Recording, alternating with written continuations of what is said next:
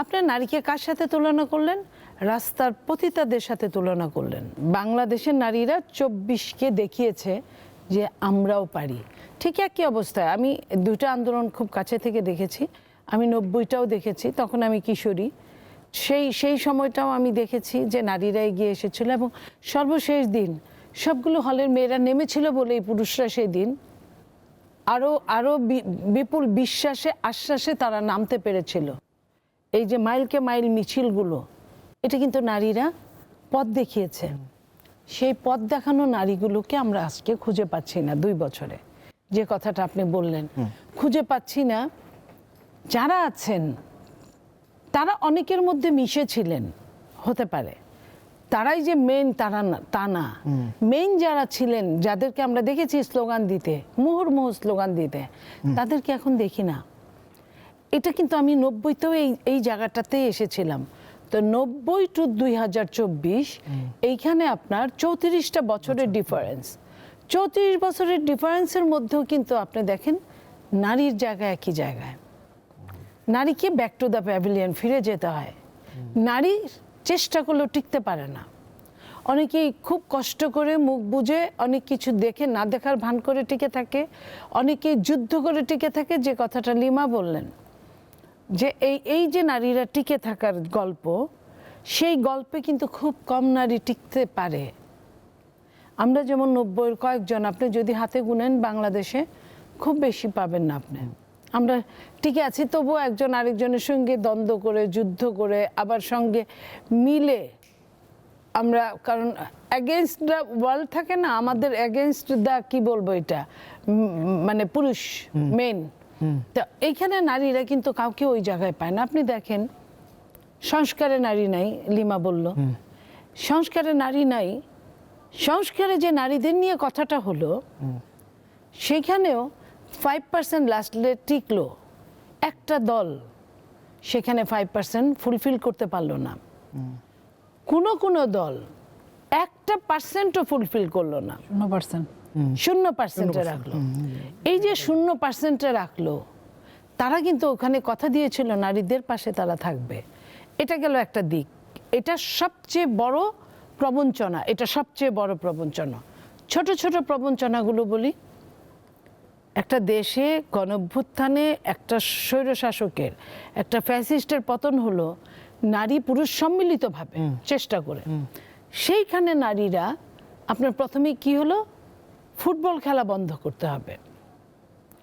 এই খেলাটা কিন্তু বহু যুগ যাবতীয়, বহুদিন যাবতীয় চলছিল এবং পুরুষরা যেখানে ফেল করছিল, নারীরা এখানে আমাদের সুনাম এনে দিচ্ছিল। একবার না, একাধিকবার। এবং আমি এই মুহূর্তে, আমরা তিনজন কেউ নারী না, আপনিও পুরুষ না, আমরা মানুষ হিসেবে যদি কথা বলি, তাহলে যেখানে আমার পুরুষ ভাইরা ফেল করলো, সেখানে নারী বোনরা পাশ করলো। আমরা মানুষ হিসেবে কথা বলছি। এটা গেল একদিক। 2 নাম্বার, আপনি নারীকে, একজন নারী ম্যাক্সিমাম, আমি গত বছরের হিসাব বলি, ঢাকা বিশ্ববিদ্যালয়ের নারীদের ভর্তির পার্সেন্টেজ ছিল 53%। এই বছর আরো হয়তো বেশি হবে, কম হবে না। মেডিকেলে ভর্তি ছিল গত বছরে 65% নারীরা। এখানে কিন্তু নারী কারো কোনো হেল্প নিয়ে এটা করে নাই, নিজের ইন্ডিপেন্ডেন্টেই সে কিন্তু তার পড়াশোনা, তার গেম সে একখানে করে কিন্তু সে যুদ্ধে নেমে পাশ করেছে, বিজয়ী হয়েছে। পাশ করা না, বিজয়ী হয়েছে। সেই জায়গায় সেই নারীটা 5 ঘন্টা চাকরি করবে, আপনাকে কে বলেছে? নারী তো বলে নাই। কোটা নিয়ে আন্দোলন করলো, যে কোটা নিয়ে এত পর্যন্ত, সেই কোটায় যে নারীদের একটা কোটা ছিল, নারীরা একবারও বলে নাই কোনো নারী যে আমাদের কোটাটা রাখা হোক। তাইলে আপনার মনে করেন ওই নারীটাকে আপনি 5 ঘন্টা দিয়ে দিলেন।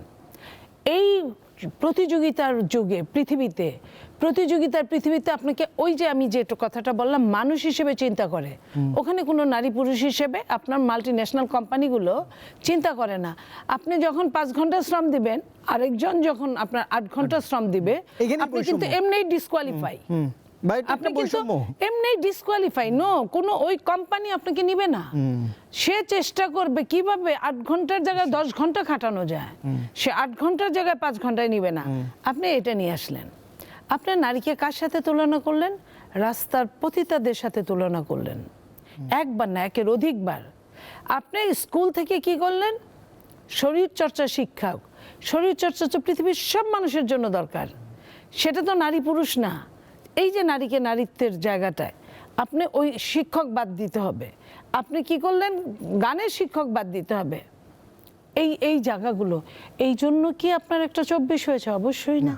নিশ্চয়ই 24 হয়েছে নারী পুরুষ মিলে একসাথে কাঁধে কাঁধ মিলিয়ে কাজ করবে, এই দেশটার গণতন্ত্রকে শক্তিশালী করবে, মজবুত করবে, এই দেশের অর্থনীতিকে টেনে তুলবে খাদের ভেতর থেকে, খাদের কিনার থেকে না।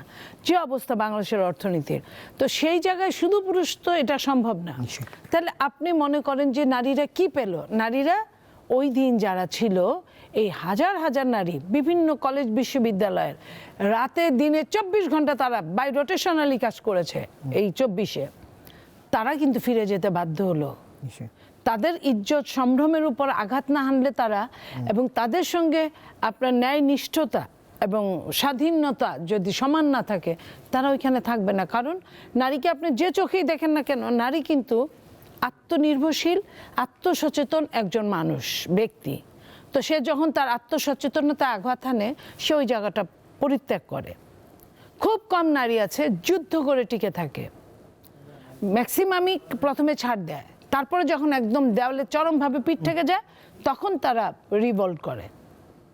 নিশ্চয়ই চ্যালেঞ্জ এবং এই সংকট থেকে কিভাবে এই গোড়ামি থেকে উত্তরণ করা যায়, নিশ্চয়ই পরবর্তী অংশে আপনার কাছে একটু শুনবার প্রয়াস থাকবে। বিশেষ এই আয়োজন আমার সঙ্গে মনিরা শারমিন যোগ দিয়েছেন। দর্শক, তিনি যুগ্ম আহ্বায়ক, জাতীয় নাগরিক পার্টি, নতুন রাজনৈতিক দল। মনিরা অগ্রসৈনিক ছিলেন এই আন্দোলনের। আমি যেই বিষয়টি নিয়ে মনিরা আজ কথা বলবার চেষ্টা করছিলাম, নারী রাজনীতি এবং রাষ্ট্রীয় সংস্কার, তাতে জুলাইয়ের এই 2 বছর পরে এসে নারীদের অংশগ্রহণ, প্রাপ্তি অপ্রাপ্তির জায়গাগুলো, আপনার কাছে প্রশ্ন যেটি লিমা আপনাকেও করছিলাম, যে জুলাই আন্দোলনের ইতিহাস লিখতে গেলে নারীদের ভূমিকা কতটা আপনি কোন জায়গায় রাখবেন, কিভাবে চিত্রিত করবেন, নারীকে অংশগ্রহণ কতটা অংশ জুড়ে ছিল? ধন্যবাদ। যারা দেখছেন তাদের শুভেচ্ছা, আমার সহ-আলোচক আপা যারা উপস্থিত আছেন তাদের শুভেচ্ছা। না, নারীদের জুলাই গণ অভ্যুত্থানে নারীদের অংশগ্রহণ নিয়ে তো আসলে অনেক আলোচনা হচ্ছে, এবং এটা তো আসলে মানে বিয়ন্ড কোয়েশ্চেন। এখানে নারীদের শুধুমাত্র আমরা অন্যান্য আন্দোলন, এর আগের আন্দোলনগুলোর কথা যদি বলি, 18 সাল 19 সাল, সেখানে আমরা দেখেছি যে সামনের সারিতে নারীদের সবসময় অগ্রগামী। কিন্তু এই গণ অভ্যুত্থানে আমরা যেটা দেখেছি সেটা হচ্ছে যে এখানে নারীদের নেতৃত্ব দেওয়ার জায়গাটা দেখেছি, মানে শুধুমাত্র অংশগ্রহণ না, কিন্তু এখানে নেতৃত্বের জায়গাতে অলরেডি নারীরা এখানে ছিল। এবং নেতৃত্বের জায়গাতে এমনভাবে ছিল যে যখন আসলে হল থেকে নারীরা বের হয়ে আসলো, এবং সেটা হচ্ছে গণ অভ্যুত্থানের একটা, এটাকে আসলে গণ অভ্যুত্থানের দিকে নিয়ে যাওয়ার ক্ষেত্রে যে প্রভাবক হিসেবে কাজ করার ব্যাপারটা, সেটা আসলে মেয়েরা করেছে। প্রত্যেকবার যেটা হয় যে আমাদের হলগুলোতে যখন নারীরা হল থেকে বের হয়, তখন আমাদের আসলে হিসাব যেটা হয়, যে হিসাব নিকাশ, আমাদের আন্দোলনের হিসাব নিকাশ, যে নারীরা যখন বের হয় তখন হচ্ছে অন্যান্য হলগুলোতে ছেলেদের বের হওয়া একটা সহজ হয়ে যায়। তো যখন এইভাবে করে নারীরা বের হলো, তখন আসলে অন্যান্য হলের যারা ছাত্রলীগ যাদের আটকে রেখেছিল, বের হতে দিচ্ছিল না, সেখানে কিন্তু মানে সবাই নারীরা গিয়ে কিন্তু তাদের নিয়ে আসছে। তো সেই জায়গা থেকে আমি মনে করি যে এখানে ওই নারীদের বের হওয়া, এটা শুধুমাত্র বিশ্ববিদ্যালয় ক্যাম্পাস না, এটা সারা বাংলাদেশের মানুষকে এটা প্রভাবিত করেছে, যে মানে মাঠে নামার জন্য, যে এই হলগুলো থেকে যখন নারীরা এভাবে বের হয়ে আসছে, তার মানে দিস ইজ সামথিং যেটা আসলে হাসিনা আটকাতে পারবে না।